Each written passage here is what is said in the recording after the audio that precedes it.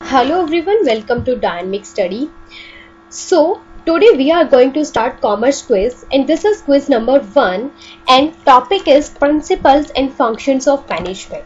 This is unit number 6 जिसमें हम discuss करेंगे बिजनेस मैनेजमेंट और HRM के कुछ क्वेश्चंस और ये सारे जो क्वेश्चंस होंगे ये सारे मोस्ट इंपॉर्टेंट क्वेश्चंस होंगे। यहाँ से ही आपके एनटी नेट के कॉमर्स के क्वेश्चंस बनते हैं। सो इन सब को जो आप ध्यान से पढ़ेंगे और प्लस मेरा आपसे ये जो है सजेशन मैं आपको दूंगी कि आप यहाँ पे जो है अपने क्वेश्चंस को देखेंगे, आप अपने आंसर्स करेंगे, प्लस आप अपना स्कोर भी जो है मुझे कमेंट सेक्शन में बता सकते हैं। आपकी जितनी भी क्वेरीज है वो आप मुझे यहाँ पे बता सकते हैं, ठीक है। तो यहाँ पे हम डिस्कस कर रहे हैं, क्वेश्चन नंबर 1 से स्टार्ट कर रहे हैं। तो which of the following management function are closely related, कि जो मैनेजमेंट के फंक्शंस होते हैं, there are 5 functions of management. First is planning, organising, staffing, directing and controlling. तो फर्स्ट इज प्लानिंग, जिसमें हम प्लान करते हैं, अपनी प्लानिंग करते हैं कि हमें क्या करना है, कब करना है, कैसे करना है और कौन करेगा। ऑर्गेनाइजिंग में अब जो हमने डिसाइड करा है उसमें हम जो है किसकी क्या रिस्पॉन्सिबिलिटीज होंगी, किसकी क्या अथॉरिटीज होंगी, किसके क्या जो है डिपार्टमेंट्स कैसे करनी है, वो सब हम ऑर्गेनाइज करते हैं। This is second function of management. In third is staffing, जिसमें कि हम राइट पर्सन को राइट जॉब पे प्लेस कर देते हैं। एंड डायरेक्टिंग, जिसमें हम लीडरशिप मोटिवेट की किस तरह से जो है हम एम्प्लॉयज से काम करा सकते हैं, उनको क्या डायरेक्शन दे सकते हैं, कैसे उनको डायरेक्ट कर सकते हैं, मोटिवेट उनको कर सकते हैं, कैसे उनको लीड कर सकते हैं।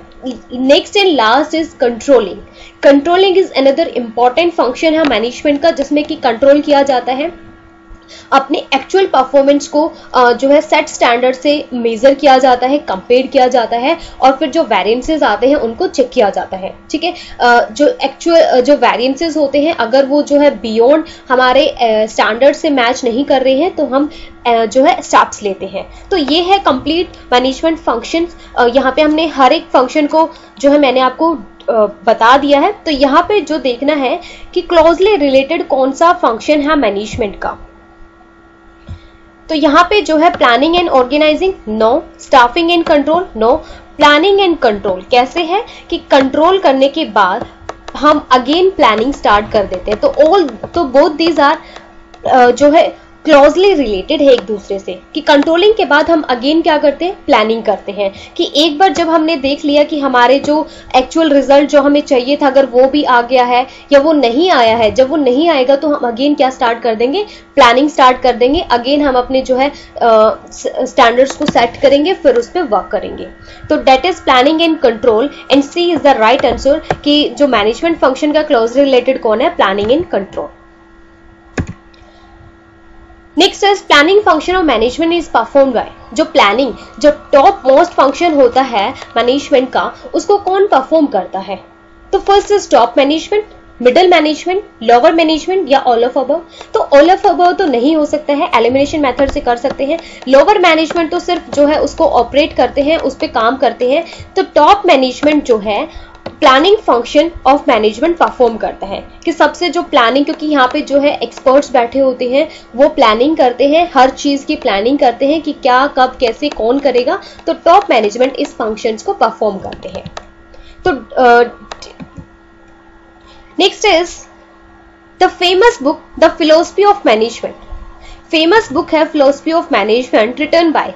तो ये जो बुक है फिलोसफी ऑफ मैनेजमेंट वो किसने लिखी है, तो answer is a, Oliver Sheldon ने ये बुक लिखी है। तो ये भी इंपॉर्टेंट है कि कौन सी बुक जो है किसके द्वारा लिखी गई है, that is Oliver Sheldon. Management क्या, management is the art of getting things done through others.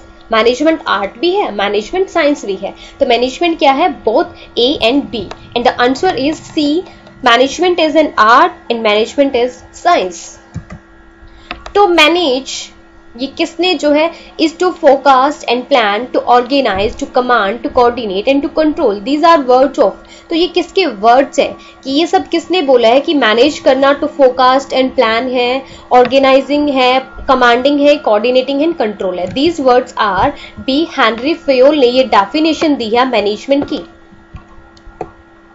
Right तो किसकी क्या डेफिनेशन है, कुछ इंपॉर्टेंट है लाइक हेनरी फेयर की क्या डेफिनेशन है, कुर्न ऑर्डिनल ने क्या डेफिनेशन, किसकी क्या बुक्स रिटर्न है, तो ये सारे इंपॉर्टेंट टॉपिक्स हैं, तो ये जो है जरूर यहाँ पे स्टडी करके जाने हैं।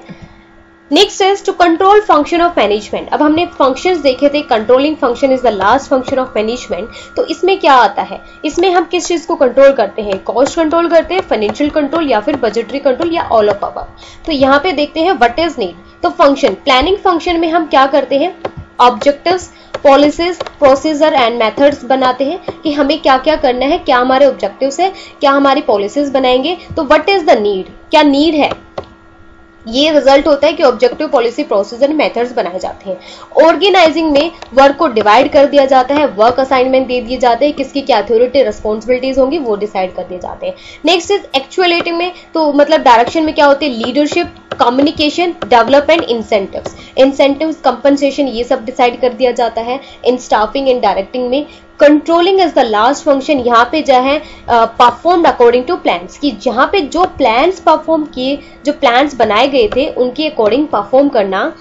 फिर उनको जो है कंट्रोल किसको करना, रिपोर्ट्स फ्रेम करना, कंपैरिजन करना, कॉस्ट एंड बजट्स को कंट्रोल करना। तो यहाँ पे हमारा आंसर है कंट्रोल फंक्शन मैनेजमेंट का क्या डिस्क्राइब करते हैं, cost control, financial control and budgetary control, and the answer is D, all of above. Next is the span of management means. Span of management होता क्या है, स्पैन ऑफ कंट्रोल या फिर span of management refers to the number of subordinates that can be managed effectively and efficiently by supervisor, कि एक supervisor कितने लोगों को जो है एफिशिएंटली और इफेक्टिवली मैनेज कर सकता है, कि अगर मैं एक टीचर हूं तो मैं कितने स्टूडेंट को एक टाइम पे मैनेज कर सकती हूँ, कितने स्टूडेंट्स को एक टाइम पे पढ़ा सकती हूँ। तो that is span of management, ये डिसाइड किया जाता है। तो what is span of management, a good organisation should consist of departments, no.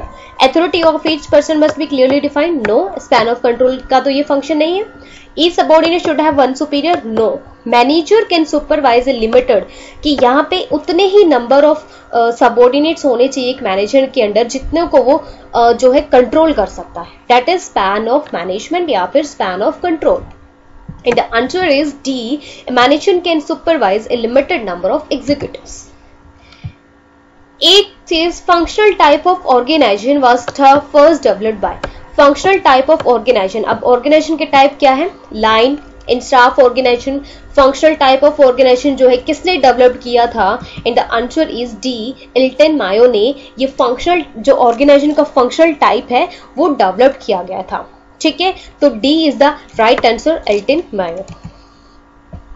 Staffing function जो हमने पढ़ा था, management needs to be perform, कि कौन से जो है बिजनेसेस को परफॉर्म करना होता है। तो ओनली न्यू एंटरप्राइज, क्या सिर्फ न्यू एंटरप्राइज में स्टाफिंग होती है, लोगों को जो है वहां पे फिल किया जाता है, राइट पर्सन को राइट जॉब पे रखा जाता है, या फिर only in going enterprises, both in new and going enterprises, सिर्फ न्यू में या फिर जो चल रही है एंटरप्राइजेस उनमें, एग्जिस्टिंग एंटरप्राइजेस में, या फिर दोनों में। तो answer is C, both in new and ongoing enterprises, क्योंकि जो है न्यू एंटरप्राइजेस में तो नीड होती ही है आपको मैन पावर की, बट अगर जो ऑन गोइंग है, मे बी कोई जो है कोई न्यू रिक्रूटमेंट है या फिर कोई जो पर्सन है वो वहां पे रिजाइन दे दिया हो, तो वहां पे जो है वैकेंसी हो सकती है। तो उस केस में न्यू एंड गोइंग एंटरप्राइजेस में दोनों में स्टाफिंग फंक्शन परफॉर्म किया जाता है। तो answer is C, both in new and going enterprises. And the last question is delegation of authority result. Delegation of authority, कि आप अथॉरिटी को डेलीगेट कर रहे हो। अथॉरिटी क्या होती है, पावर एंड द ऑर्डर, कि किसी को आपके पास जो है अथॉरिटी है पावर की, आपके पास किसी को कमांड करने की, किसी को इंस्ट्रक्शंस देने की, तो आपके पास ये राइट है, right to order, right to command, right to instruct. तो delegation of authority result in avoiding responsibilities, क्या इसमें रिस्पॉन्सिबिलिटीज को अवॉइड किया जाता है। Centralisation of power at top level, या कॉस्टलीनेस ऑफ डिसीजन, या enabling the manager to distribute their work. तो डेलीगेशन मतलब आप अपने काम को डेलीगेट कर रहे हो, तो इसका मतलब क्या है, आप अपने मैनेजर, एनेबलिंग द मैनेजर्स, कि मैं अपने काम को जो है डिस्ट्रीब्यूट कर देती हूँ, अपने वर्कलोड को डिस्ट्रीब्यूट कर देती हूँ अपने सबऑर्डिनेट्स में या अपने कलीग्स में। दैट इज डेलीगेशन, कि मैं अपने वर्क को क्या कर रही हूँ, डेलीगेट कर रही हूँ अपने मैनेजर्स को। मैं एक मैनेजर्स हूँ तो मैं डिस्ट्रीब्यूट कर रही हूँ अपने वर्कलोड को, कि अपने वर्कलोड को जो है मैं कम कर रही हूँ। सो यहाँ पे जो है 10 क्वेश्चंस आपके क्विज नंबर 1 कंप्लीट होती है। तो D is the answer enabling the managers to distribute their workloads. So अगर कोई भी क्वेरी है, कोई भी क्वेश्चन, कोई भी अदर क्वेश्चन आपको पूछना है या फिर आपको क्विज कैसी लगी, तो ये यहाँ पे आप कमेंट सेक्शन में बता सकते हैं। So thank you so much, keep on watching, keep on learning.